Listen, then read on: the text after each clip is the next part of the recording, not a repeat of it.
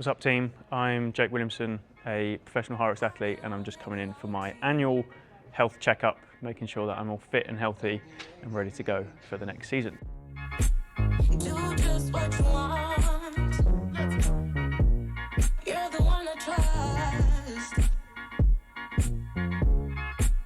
And I always be Right, so I've just had my bloods done and now jumping into a ultrasound where we're essentially looking at all of my major arteries and looking for the flow and how it moves, and then also any blockages. So things obviously going up to the brain. If you have any blockages, it can lead to strokes. And then I believe also going into my heart as well. And then hopefully everything will be smooth. I did this last year and it was fine, but just coming back in for my yearly checkup.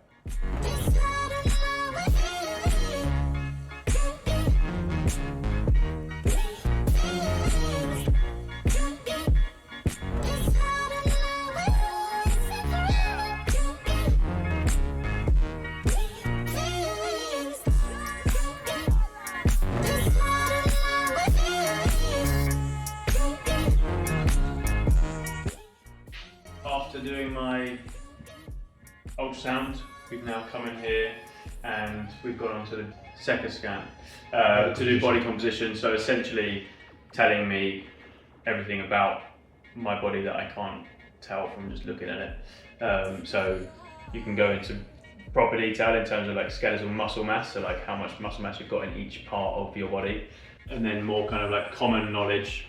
BMI we don't really look at from my perspective, but fat mass percentage, and then skeletal muscle mass. What would you say is the most important? The most important thing is, if we look at this, is your skeletal muscle mass. So you have to, this is low, that's what a lot of people expect it to be at their age. What we aim is for people to have higher than expected, which is higher muscle mass. And also, very importantly, you need to look at your visceral fat, which is this one. Because a lot of people, have you heard the term skinny fat? Yeah. A lot of people will come here, they have a normal BMI, but they are in red. That's the dangerous. That's when people suddenly have a heart attack without anyone knows, because they are not eating healthy. All the fat is accumulated internally, which is the worst thing you can do, not in their waist, so they look fine. But however, when we measure the visceral adipose tissue, the fat inside the visceral around your gut, it's really bad. So that's the last thing you want to have. So if someone asks me, what should I look at? I always ask them, look at your skeletal muscles, look at your visceral fat, and then look at the curve at the end, which is, this is very unique to this machine, which will give me where we need to aim for. And you're fantastically aiming for the best shape, which is high muscle, low fat. That's what we need to aim for. And as you correctly said, it measures every single part of your body specifically. We are now doing grip strength test. I think it's a good indicator of Cardiovascular health? Yeah, it's so it's quite a good test to do. More so for me, I just want to have a bit of an ego trip and hopefully put a really big number. But my actual, I would say I'm actually not that strong in terms of like a grip strength. Interesting. Okay. I feel like it's genetic. All right. So It's some chalk. doing a barbell. Squeeze, squeeze, squeeze, squeeze, squeeze, squeeze, squeeze, squeeze, squeeze, squeeze. Fantastic. Go for it. Go, go, go, go. Press, press, press, press, press. I don't get fatigued. Yes, they're him. And now we have what I would like to call horrible test.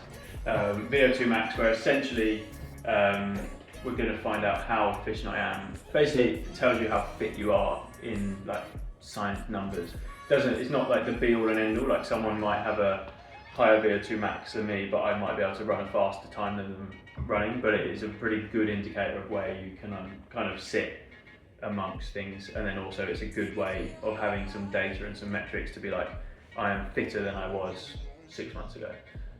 So yeah, pretty good test to do. Can be done either on the bike or treadmill or other cardiovasculars, but the bike tends to be the best one because more people can bike, and it's also less risky because if you're on the treadmill going to failure, you can fly off the back of it. So when I'm on the bike, a big part and factor isn't necessarily for me at the moment knowing how fit I am. Like for me in particular, my times and how fast I run will give that. The big part of this is doing a stress ECG. So an ECG is essentially something that can just track your heart and your heartbeat. So you might see, like, a big thing is you might see that someone who might be deemed to be fit and healthy might go for a run.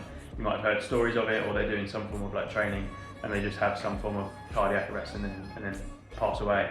So what we're trying to do is, a normal ECG is great, but we want to see what the heart does under stress, which is why it's called a stress ECG, and just see how we deal with those conditions, and then hopefully we eradicate any risk of unwanted heart problems.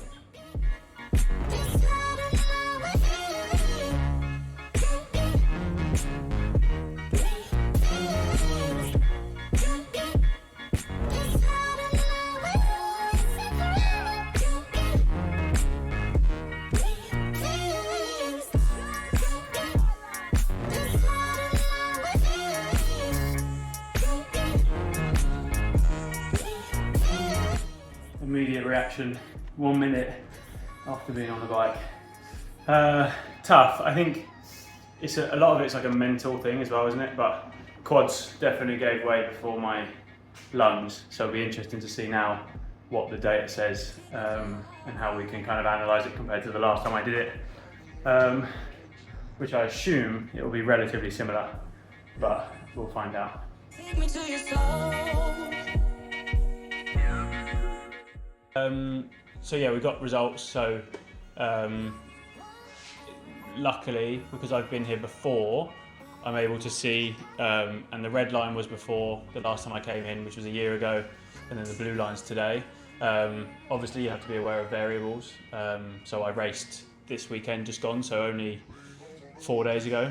So there's going to be some elements of fatigue and stuff still in the body. So we're just, as long as we're aware of that, we know we can like check the metrics from there.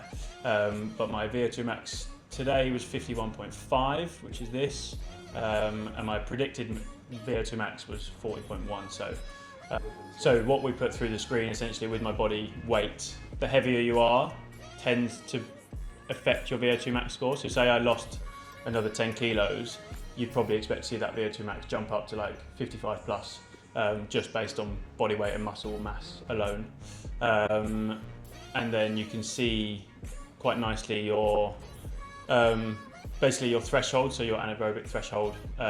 Again, this one was probably the biggest increase in terms of percentage wise on that. So your ability to actually use the oxygen, this was actual just like workload. So my predicted score was essentially 275, but we ended up finishing the test at 395. I think it was maybe, 395. And then that's the comparison from last year, sorry. So blue is now and red is there. So improvements, when you get to like a certain level, finding small levels of improvements is really, really impressive. So quite happy with that.